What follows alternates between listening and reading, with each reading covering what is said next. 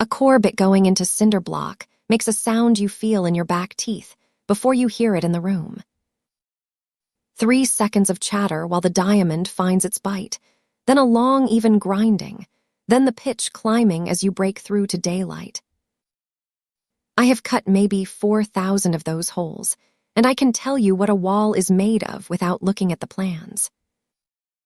That July, I was a subcontractor on a weatherization grant in North Alabama, putting mini-splits into public housing that had gone without air since the day it was built.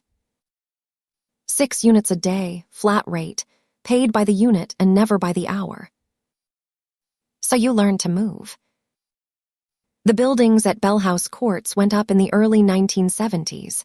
2 stories, 8 units to a block, brick over block with a walk-up stair at each end. Kids had drawn on the sidewalk in chalk that the heat kept lifting back into powder. My first morning there, the bank sign in town read 104 at 9, and nobody was outside to see it.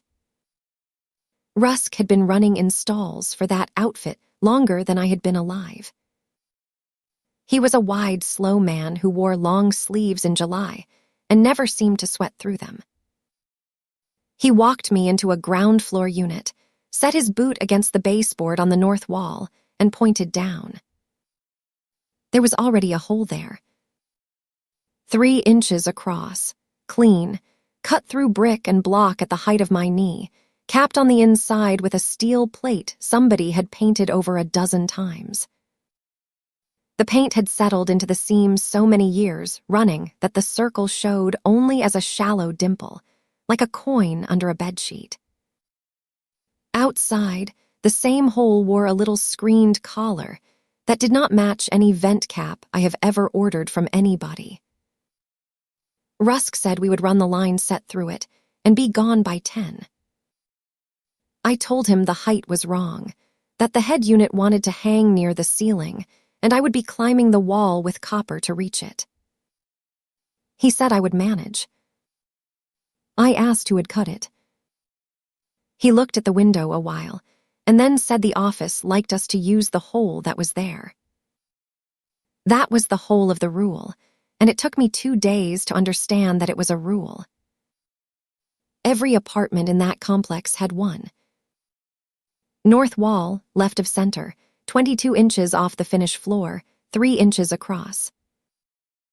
I measured 9 of them in one afternoon with the tape off my belt and never got a number that disagreed by more than a 1/4 inch. 9 buildings, different crews, 4 decades of paint, and the same hole in the same place. Some were capped with steel like the first one. Some had a disc of hardwood, set in from the inside and puttied flush. One had a slab of poured lead that must have gone 6 pounds, which I only know because it had come loose in its frame, and I pressed it back with my thumb.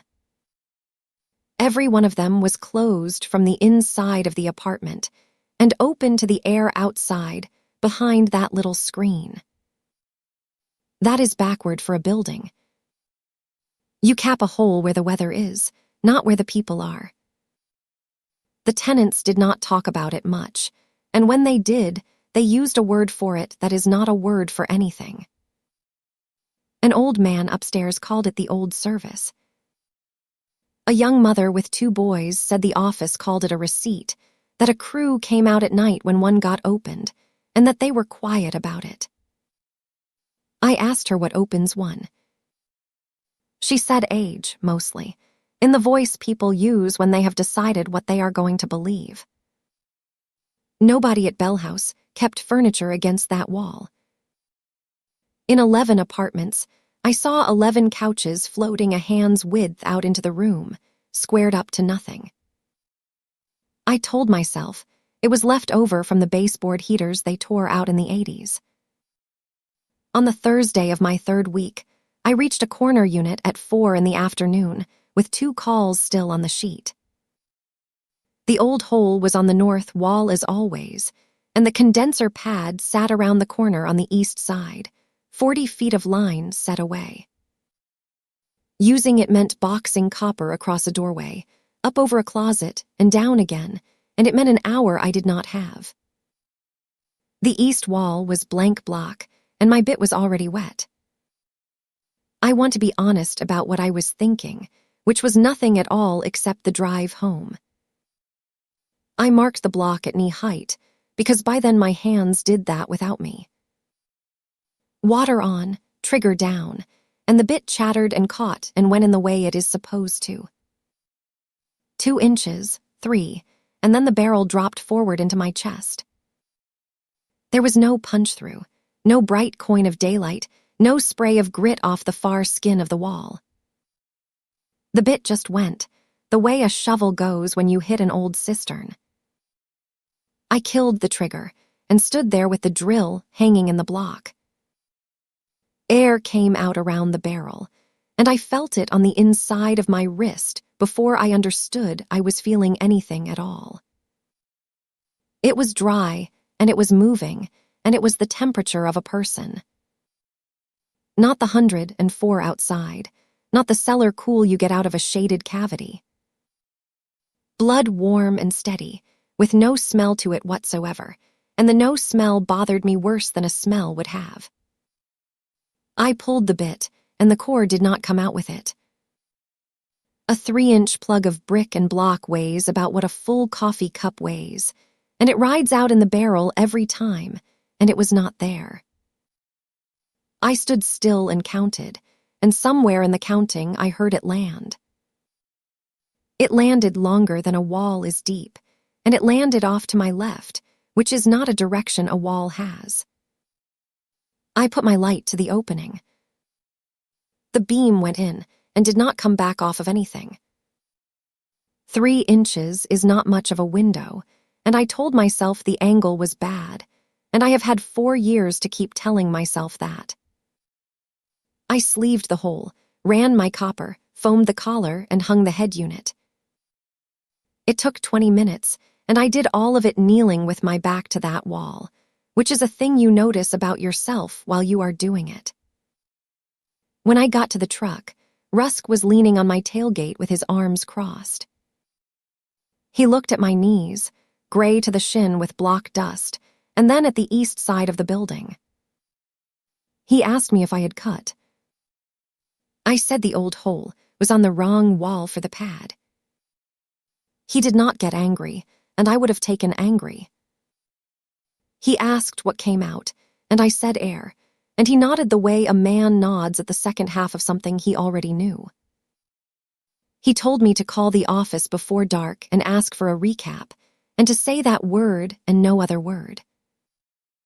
I had 2 units left on the sheet, a phone at 4%, and a wife who wanted me home before the boys went down. I did not call. Dispatch woke me at 11:40. The woman in that corner unit had taken her daughter next door and would not go back inside. The complaint code on my screen read unit not cooling, which is what they put when there is no code for it. The lot lights at Bell House were on, and the whole block was awake in the way a block gets when nobody has said why. Her front door stood open, the room past it was dark, and up on the wall the new head unit was purring away, doing its job. I put my light low on the east wall, where I had cut. The hole was not 3 inches anymore. It was a rough oval the size of a dinner plate, and the block had come away in wedges, and the wedges were lying on her carpet. The dust had fanned out from the wall in a shape I have seen 1,000 times on job sites, and it lies that way only when the breaking is done from the far side. The broken edges were not cut, and they were not hammered. They were pushed, flat and even, the way a shoulder goes through a screen door. Air was still coming out of it, dry and blood warm and moving, and the room was cold from the machine, and the two would not mix. On the north wall, the old hole sat where it had always sat, 3 inches, capped, painted, quiet. I stood in that room and understood the arrangement the way you understand a fence you have leaned on your whole life. There is a size that has been agreed to. The plate goes on the inside because the agreement is with the people in the room, and keeping the number small is their end of it. Rusk came at 1 in the morning with 2 men I had never seen and a 5-gallon bucket of anchoring grout. They cut a plate to fit and set it from the inside, then built the block back around it with the patience of masons and not of installers. Nobody talked while they worked. When it was done, one of them scraped the face flat, put a thumbprint in the wet edge low and off to the side, and I did not ask about it. I stayed on that grant until October, and I used the hole that was there, every time, in 91 apartments. Twice I found a cap standing a little proud of its frame, with a fan of dust under it on the floor, pointing into the room. Both times I called before dark, and both times a crew came. I work new construction now, mostly, subdivisions where 8 inches of block is 8 inches of block and nothing else. Still, before I cut, I crouch and lay my flat palm on the wall at knee height and hold it there while I count to 5. It is warm in July and cold in January and dead still under my hand, the way a wall is supposed to be. And when it is only that, I stand up and cut where I please,